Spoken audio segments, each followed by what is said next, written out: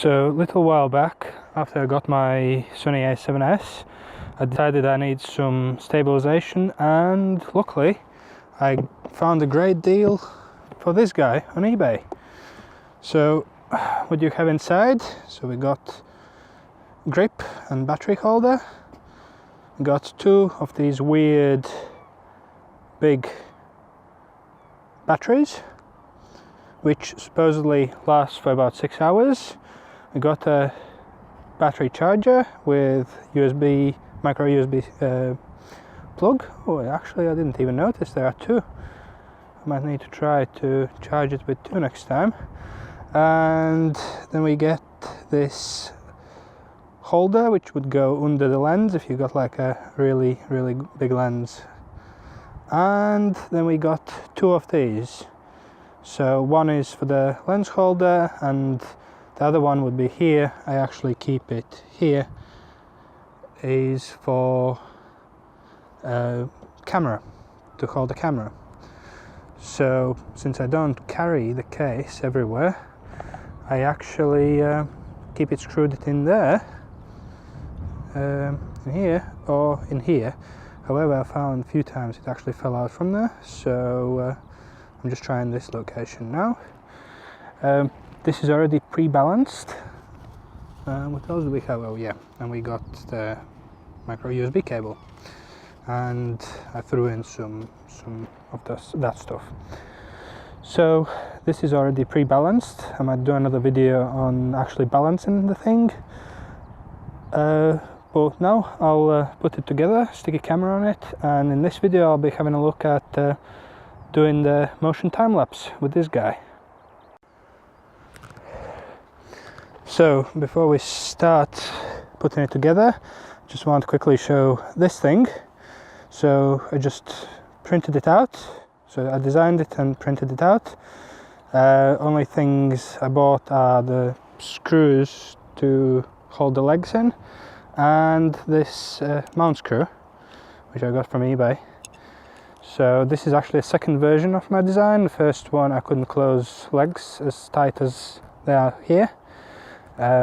So yeah, so let's get on with it. So the first things first, let's stick the batteries in. I think the plus needs to be on the top. Next thing, we screw the handle on, and I totally recommend to get one of these little tripods or make one yourself or do whatever, but it's definitely necessary because balancing without is absolute pain in the ass. So let's close that, and it is a bit uneven here. And here we go. It's fully standing up. Next thing is to stick the camera on it. Okay, so now I'm going to stick the camera on. So we just take this screw out. That's where I keep it. So it needs to go like this, and then the camera can go on the top.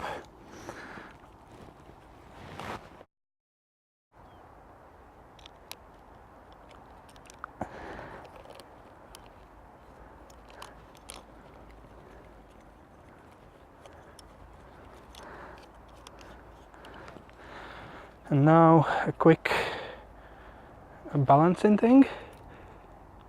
So let's see. It's alright, it's slightly front heavy. So let's just adjust that. Oh. And is it okay? It's almost perfect. So it's basically whichever position you put it in, it should stay on its own. At least that's the best option, because then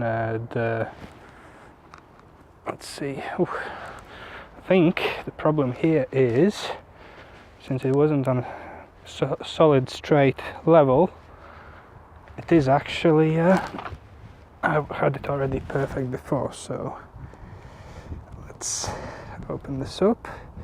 It's falling back, so we just need to slide it a little bit to the front. There you go. And back again.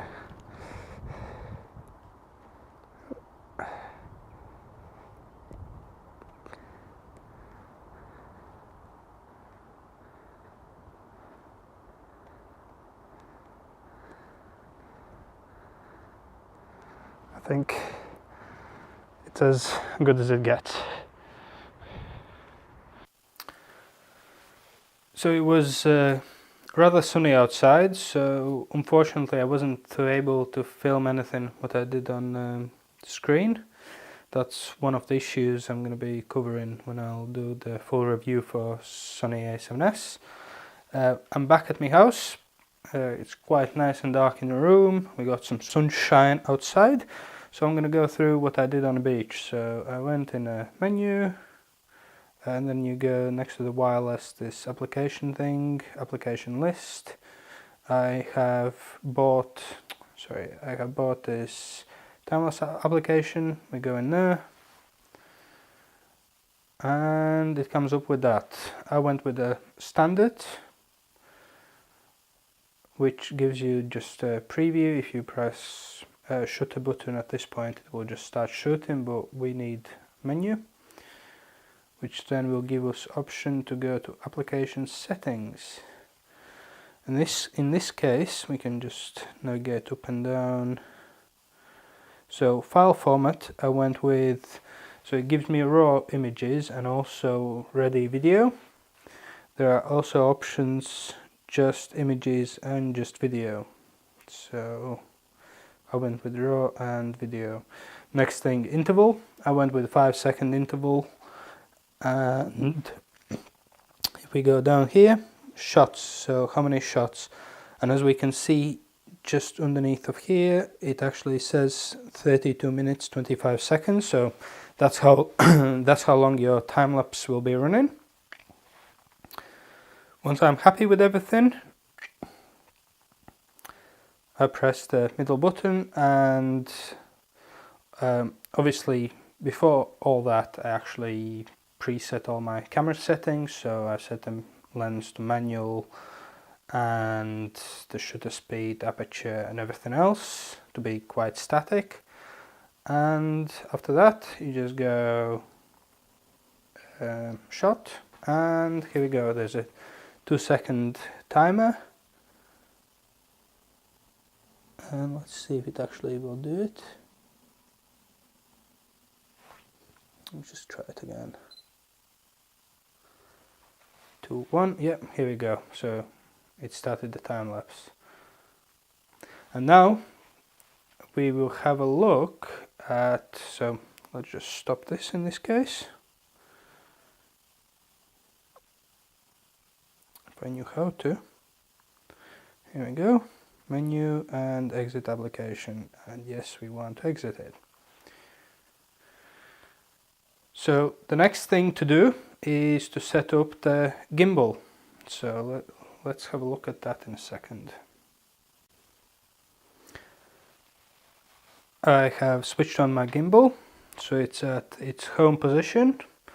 So first thing to do is to press the mode button once, which will put it in like a joystick mode. So basically left, right, up and down are all controlled by joystick.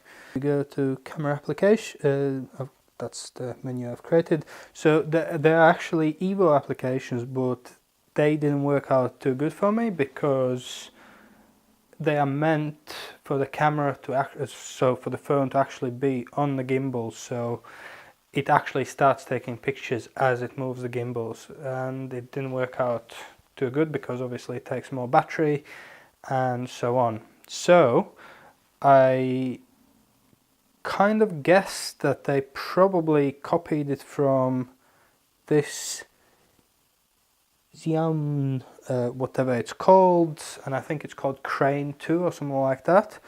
and I gave it a go. So I downloaded an app. Let's see if we can connect it, and it should connect nicely. They look almost the same, the applications, apart from if we go, so it's switched to the video mode, and if we go on this icon here, we get moving time lapse. So if we go to moving time lapse, so what it will give us an option to do is, so when we press on the blue box here, which is add waypoints, it's the positions it will actually move the gimbal to. So let's say if I move back up to the actual gimbal and let's zoom out. So let's say I want to start my time lapse here. So I move my camera there. Let's go back to the phone and I press start. So that's the first waypoint. So if we go back to the gimbal and let's zoom out. If I now move it, let's say in this direction and some up, and again let's go to the phone, and that's another waypoint.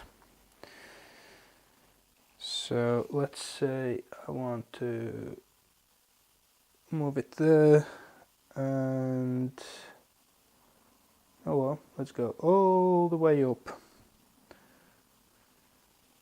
Here we go, that's a position, that's where our time lapse should be finishing.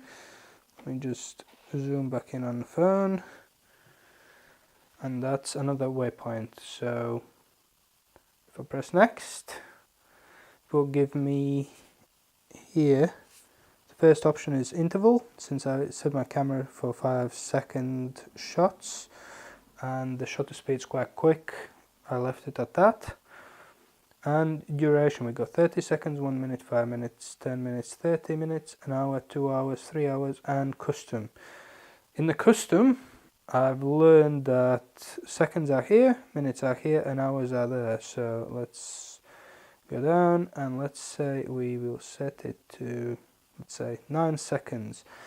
So before I press the start button, I will actually point the camera at the gimbal, so you actually see what happens, and as I press start, it should go to the home position and follow the path.